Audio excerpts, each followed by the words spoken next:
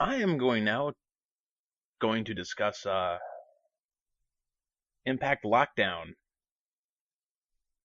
the non pay per view special event that they did instead of the regular Impact. And I'd like to preface this by saying it wasn't horrible, but something screwy happened in almost every single match that was questionable.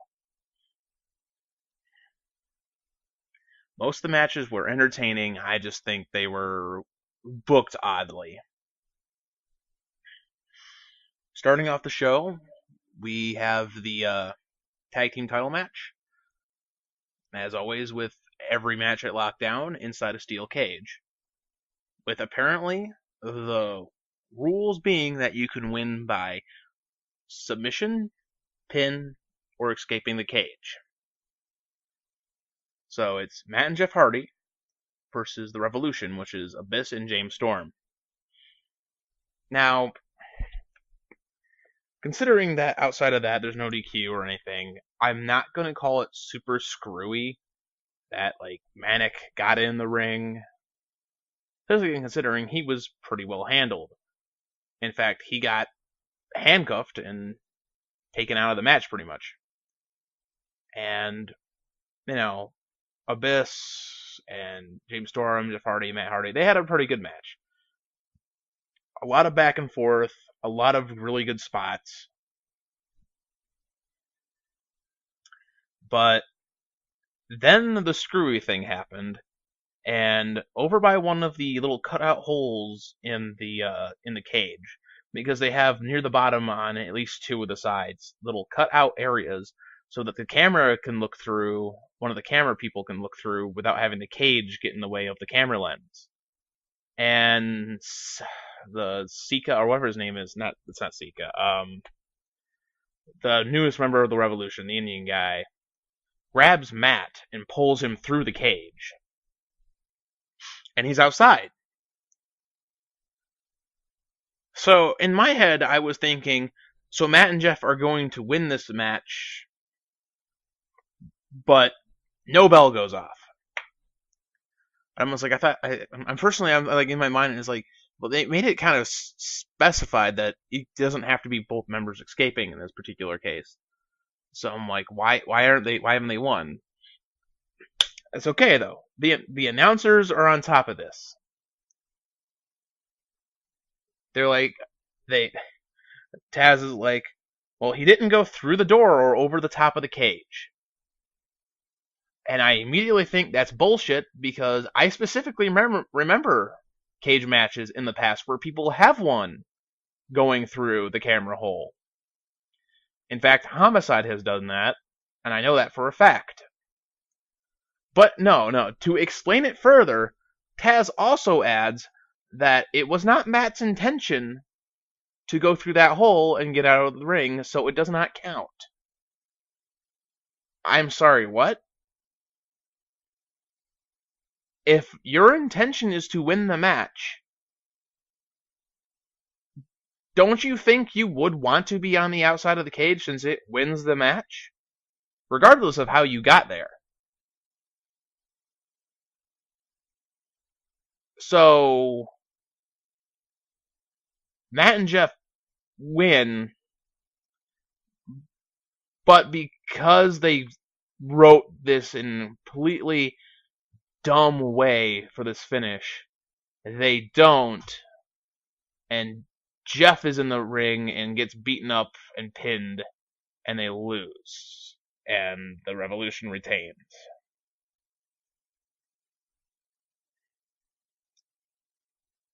Then they put Matt through a table. Try to put Jeff through a table, but he gets away. Then he climbs to the top of the cage because when you're surrounded, the best place you can be is the top of a cage.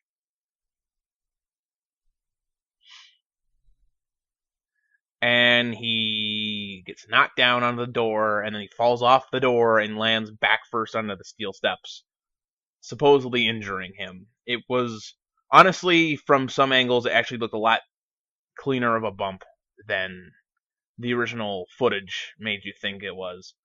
The like leaked footage from a few weeks ago. The second match of the night, another one with something really kind of screwy happening in it. Oh, no, sorry, excuse me. Before that, they had a segment with the Beatdown Clan, or in this case, just Kenny King, MVP, and Eric Young in the ring, and they were making an offer to Angle and all of Team Angle to say, hey, you can just walk away from this match, because apparently Kurt Angle's knee is barely held together. Austin Aries has a title match to think about, and Gunner has no reason to put himself on the line for this. Well, obviously Kurt does not agree to this, and neither does anyone else. And they get into a brawl, and because Team Angle needed just that much more adversity placed upon them, Gunner's shoulder gets injured, and he's nearly taken out of the match, but he refuses to be taken out, so that's the only reason he's still in this. So not only is Kurt Angle's knee barely being held together, Gunner is now injured, and they are down a man. It is going to be a 4-on-3 match at Lethal Lockdown at the end of the night. And so Kurt heads off to try to find his fourth member.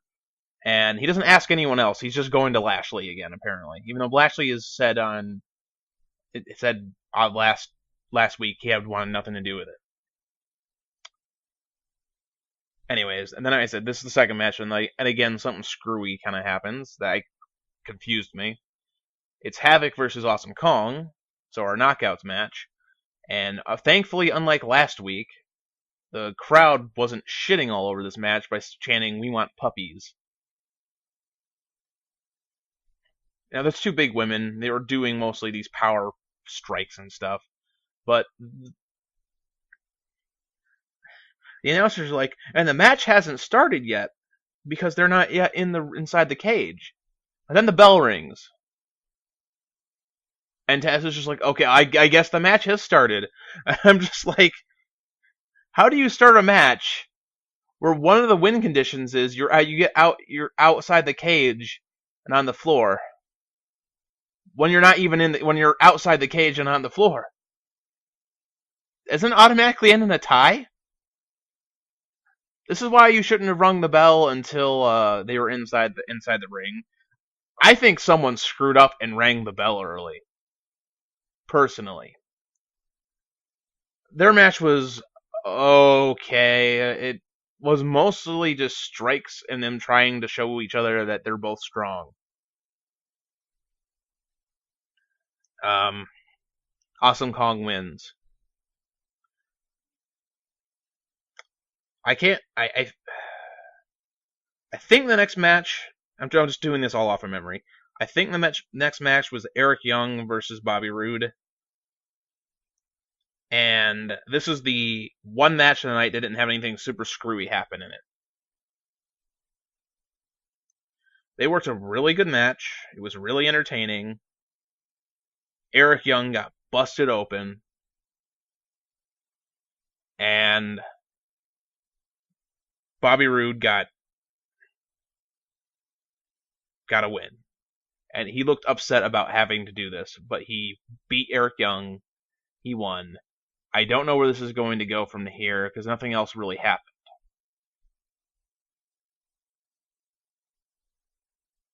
Okay. Moving on. The next match, which again, something kind of screwy.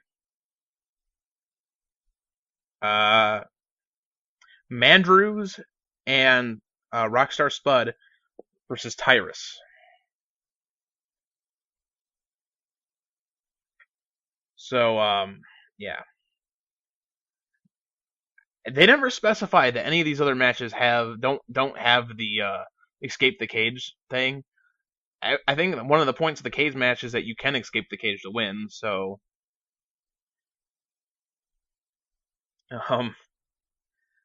Rockstar Spud and Mandrews get beat up a bit, but they also, because they're faster and they can climb and do big, aerial moves, they do eventually get over on Tyrus. And then at one point, um, Ethan Carter III gets Mandrew's attention, and Mandrews leaves the cage. This time completely on his own and through the door. So he's outside of the cage, and they don't win. And then Ethan uses Mandrews to distract Spud, to bring Spud over to smack Spud in the head with the steel door, with the cage door, giving Tyrus the chance to win, which he does. I don't know. This is the second time tonight someone has left the cage and they did not win.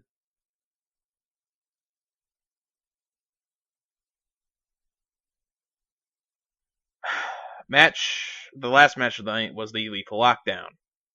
And the rules basically are, the ring starts with 2 guys in it. Every 2 minutes, a member from one of the 2 teams enters. They go back and forth until all 8 participants are in the ring. No decisions can be made. There are weapons attached to the side of the cage inside the ring that are completely legal through the entire match, and you can win either by submission or pinfall. I think this is the only exception to the escape the cage rule, just because I think the entire point in this is that you're supposed to be stuck in a cage and get with 8 people. It's hard to get a pinfall or submission with so many people be able to break it up or something. I think that's the reason for it. Especially considering the cage door is not actually locked like in a lot of the other situations. I think. I don't understand that, but anyways. Didn't seem to be locked in the Mandrews match. Mandrews and Rockstar Spud match. But anyways, it starts with Gunner and Kenny King, and it's actually some really good back and forth. The next entrant was Low Key, and they pretty much, despite the fact that he put up a really good fight, even though he's supposed to have an injured shoulder now, they pretty much get over on Gunner, Low Key, and Kenny King.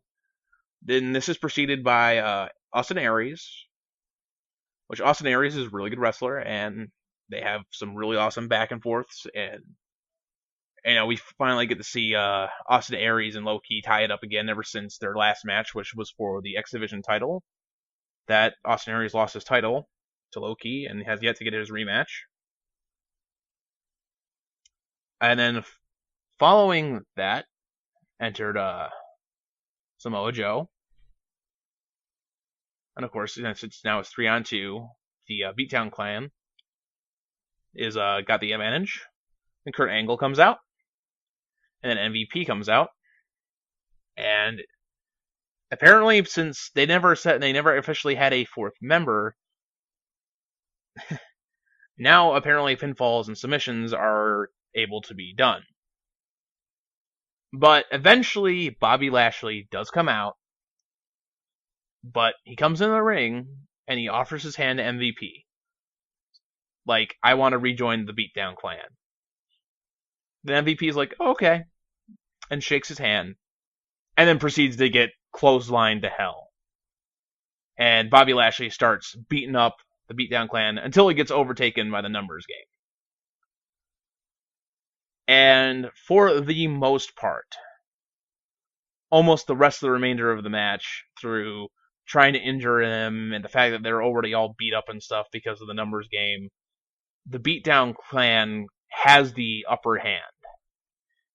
And the kind of weird screwy part came at the finish. I'm not going to question the whole Bobby Lashley being the 4th member. Whatever. They can count it if they want. I'm not going to complain about that. But every single member of the Beatdown Clan, with the exception of MVP at that moment, managed to put themselves in a position where they're going to do a move, and then their move is reversed, and they're put into submission. So all 3 other guys are being held in a submission by one of the other members of Team Angle.